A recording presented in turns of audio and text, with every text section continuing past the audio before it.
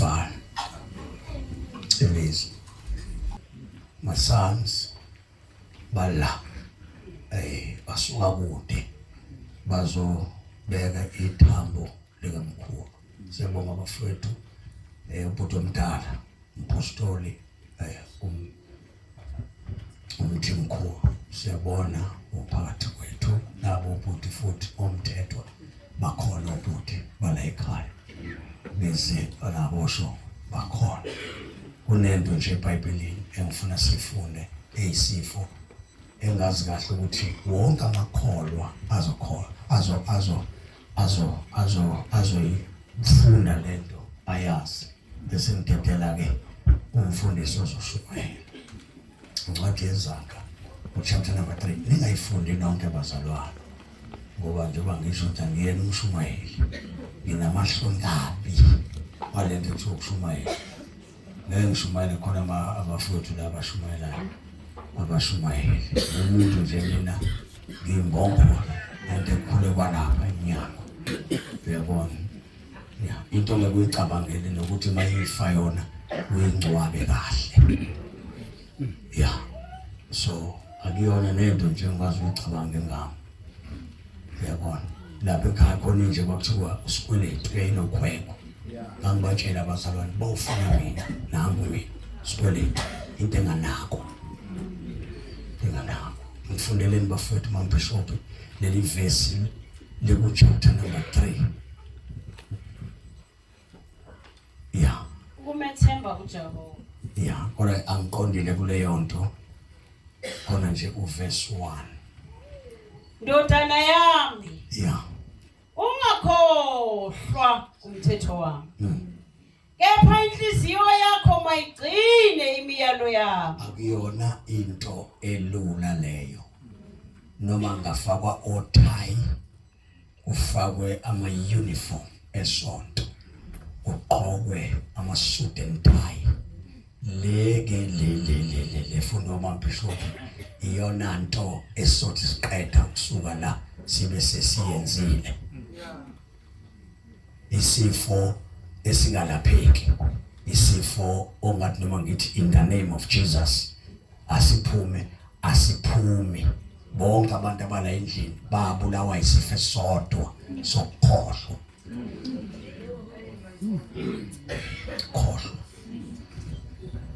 Manga ngitshela umzekeliso ukhona insizwe yafika entombini yafika athi mfowethu ngiyakuthanda yathi intombi nami ngiyakuthanda back. Wavunyelwana kwanalwa wadedela yonke into yakhe ngenxa yothando.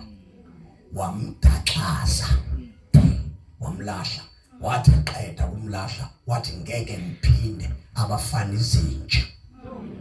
Uye lo wasisohlela eduze kwakho wabatshela wathi abafana izinja ngeke ngibuye ngiphinde ngilale nomuntu wesilisa.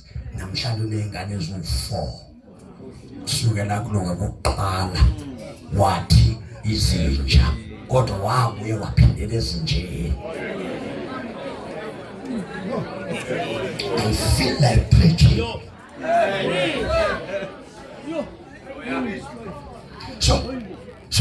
So umuntu nje muntu yakhola siyifo esibambo archbishop sabamba obishop sabamba befundisi sabamba abavangeli sabamba ibandla liyakholwa. Wathi uThixo ethi efaka nje umyalo angakafundi ngiyaziyeka izinja esafaka umyalo nje wathi mntanami njengalokhu usukholwa yimi ungakhohlwa ke umthetho wami.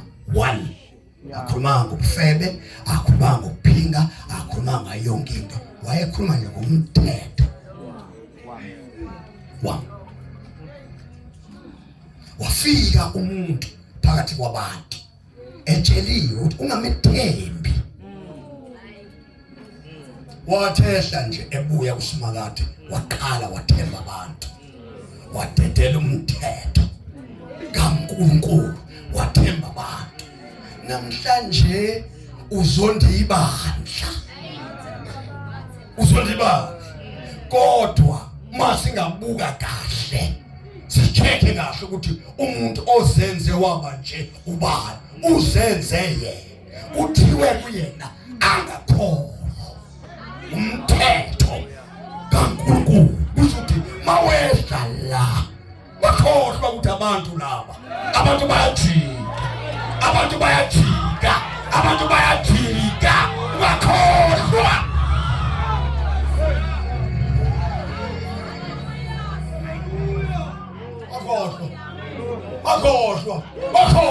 Bakhohlwa noma esendo ngelimi. Bakhohlwa umuntu. Amasonto akifayiteke kangaka nje umuntu wakhohlwa. Wangenwa umoya wensonto, wagcina sezonda abanye abantu eshumayela ukhohliwe. Njengondodana yami, bakhohlwa wena ungakhohlwa. Bayeke bonke abantu, kodwa wena bakhohlwa. Funa abantu masebelwa bangene empilweni yabantu ngoba awukhohliwe. Lithi iBhayibheli bakusisiwe abantu abanamlawo. Kusho ukuthi umesenta bawukhohliwe uthatha isayidi.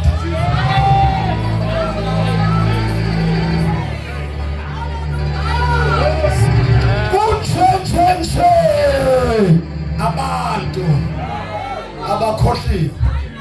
Uthe umuntu ephethe iBhayibheli mthotshwa, ephethe iBhayibheli eshumayela, wakhohlwa, waboneselela abantu besifazane.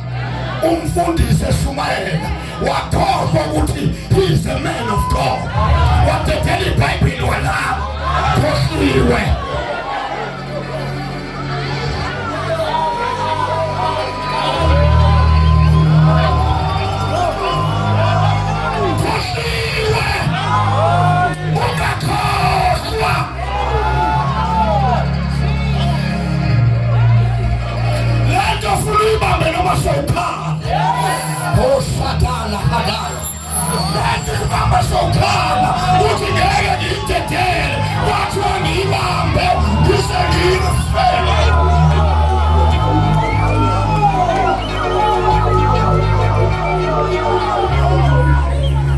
Uma abantu bethuka ayithethelwa lento.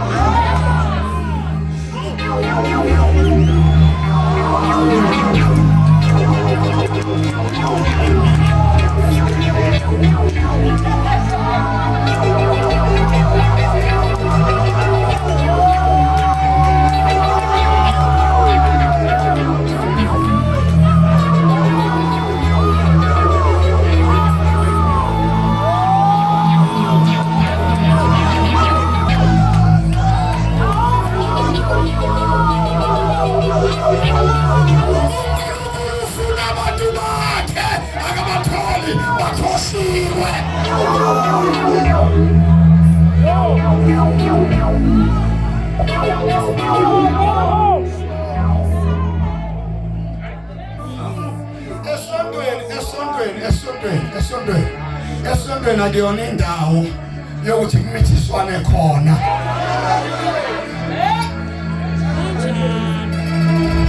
Esontweni akuyona indawo yokuthi kukhulunywe ngamagama abanye abantu khona esontweni. Esontweni akuhletshwana. Njengobona abantu bengasezile embusweni kaJesu, i-faith mission ithatha i-gospel, i-gospel ithatha i-AEC ithatha i-international. Kusho nje umdlalo wabantu abakhohliwe.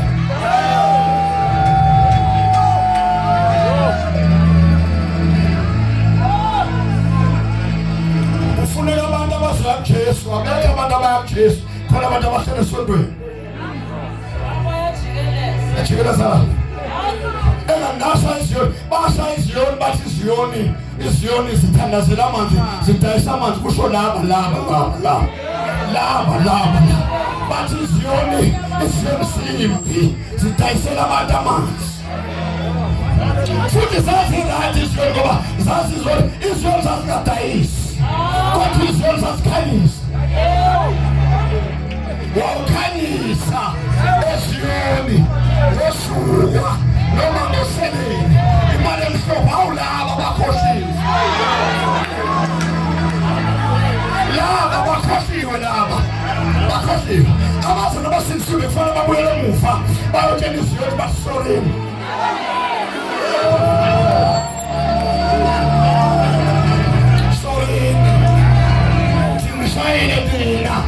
Sathi mina ngiphathi iwasho.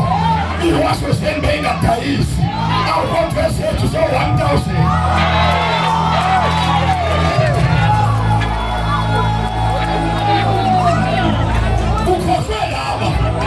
Ukhohlwe laba baphethe imandate bakho.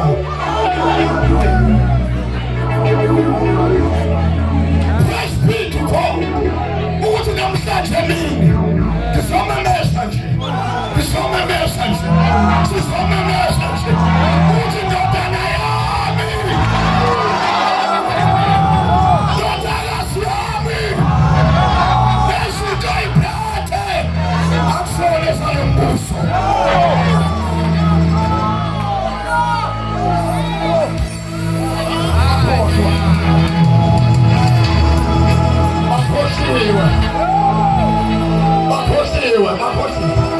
Bakhohlwe baze bathatha amakhanda amadoda abaphethe bawafake ey'kibheni zabo. Obhishobhi babo basey'kibheni la kubona. Bagqoke obhishobhi babo. Bakhohliwe emabhodleni amakhona amakhanda obhishobhi. Bakhohliwe emathawuleni abawaphathayo khona amakhanda obhishobhi. Bakhohliwe.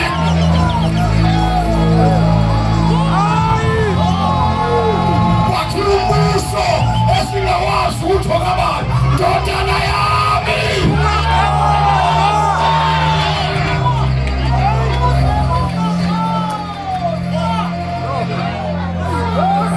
Akhohlwe.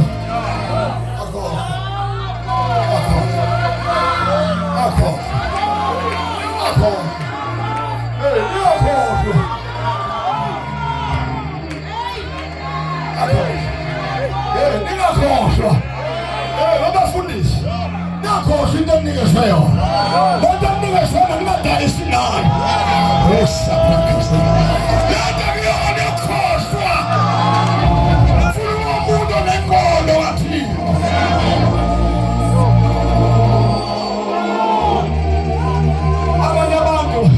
Abanye abantu bathi mfundisi uShongwe bathi uyabona nje omanga kaSathane.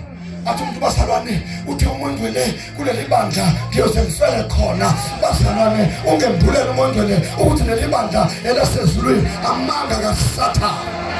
Usikhuluma ingqondo yakhe kodwa umuntu onomthetho wasezulwini akakhohlwa. Makufika ilimbo akanyakazi, makufika akanyakazi, makufika izimpi akanyakazi ngoba akakhohlwa.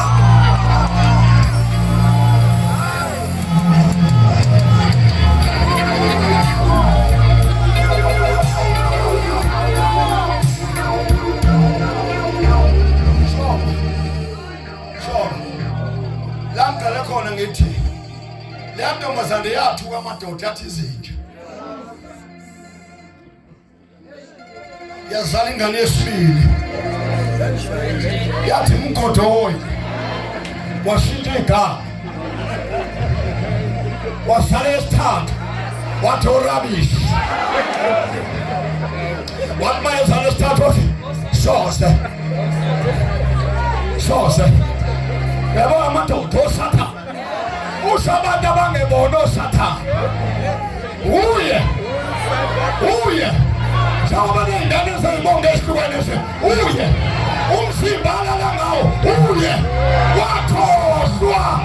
Ukuthi iBhayibheli lithi umzimba ithempeli likamoya.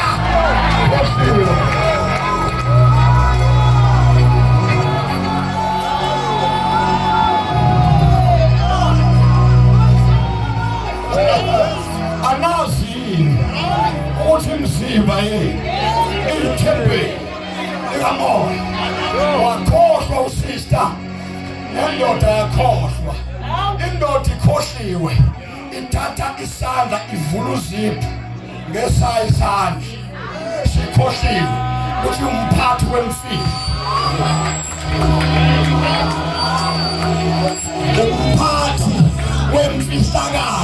umphathi wemfihlakalo usentakosini wenza into engenziwa kwikingdom isizwe engaliyenze imvelo isizwe isintu abantu abakhula ngesintu babazi kahle ukuthi entombini uma uyakhona awuyi iyagoqa intombi ithi ifihle ngemgoqo mawuyifuna into uzuyifuna uphinde uyifune ungayitholi ngoba izwe isintu sasihlakaniphile ngokwaso ngoba isintu asikhohlwanga. How much more lava isintu mawuya emhlanga ufika intombi zakhona ziveza izinqe azinandaba ziyalambela nje ufika lapha emhlanga ifika iveze izinto zikama twabheka ukuthi sakhona yini ngoba ayikhohliwe kukhona igugu la likama veze kufike lwagogo afika bheke ubheka into eyi-1 ayibheki leningi ibheka ukuthi into ebonayo isekhona kodwa into ebonayo igadwe umuntu ongakhohlwanga ngoba yona ayikwazi ukuvika kodwa kuvika umuntu ongakhohliwe.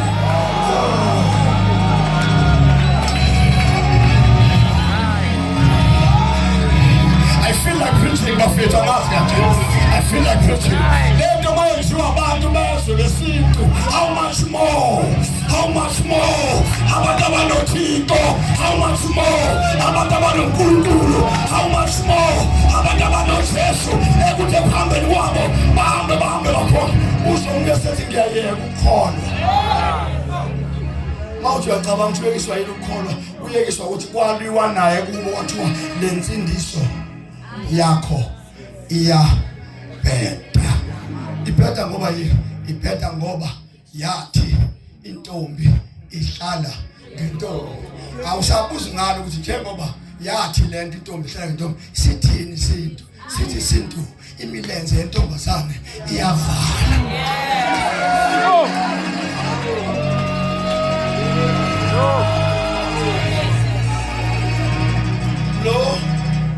Lo wayezogcwalisa into esiyiyo esatshelwa nobaba bethu bethi mntanami njengoba uye eThekwini nje ungakhohlwa ndodana. Ukhulu wami washo wathi mntanami okhathi ifebe eThekwini. Mangithi ngiyalivula iBhayibheli lithi ifebe neziphingi nabantu abaqhamba bangaphandle kombuso. Ikhona lento la ikhona nasesintwini kusho ukuthi ukhulu into angifundisayo angikhohlwanga sengivele ngayithola la ngake ngisakhohlwa ngoba isintu alisekile ayisongo nemibhalo. Kusho ukuthi Jesu uma ekhuluma ukhuluma ngento engalotshwanga abesebuza kwabaziyo imibhalo athi ayisongo nemibhalo ayikhulumi nemibhalo ngami. Ndodana yami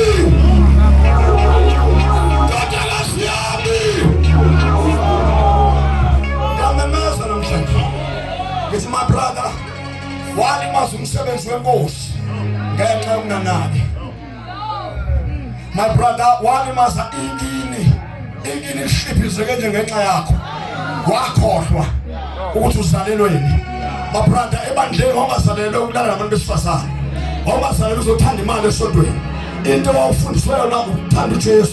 Namhlanje wakhohlwa uJesu wafuna imali esontweni. Unjenje uhlupheka kanje uhlushwa ukuthi umnikazi wesiliva negolide ngaphambana naye wakhohlwa wajaha into angakufundisanga yona. Lithi iBhayibheli funani kuqala bese kuthi konke lokwenzenjani uyalade kusho ukuthi impela okuhle nomusa kuyamlandela. Uma ulalela izwi likaJehova lithi iBhayibheli lezi zibusiso ziyakulandela zikufika ngamanye amagama. Awuhambe umpumputa, awubuze ebantwini, awucela izimali zabantu, awucela iminikelo yabantu. iBhayibheli lithi impela okuhle nomusa kulandela abantu abanjani, kulandela abantu abangakhohliwe. Bonke abantu abangakhohlwanga ukuthi utheni umaster, ngoba indaba ingomaster. Uma ukhohlwa umthetho kamaster ukhohliwe. Asimele ngawo, asivala amehlo ethu.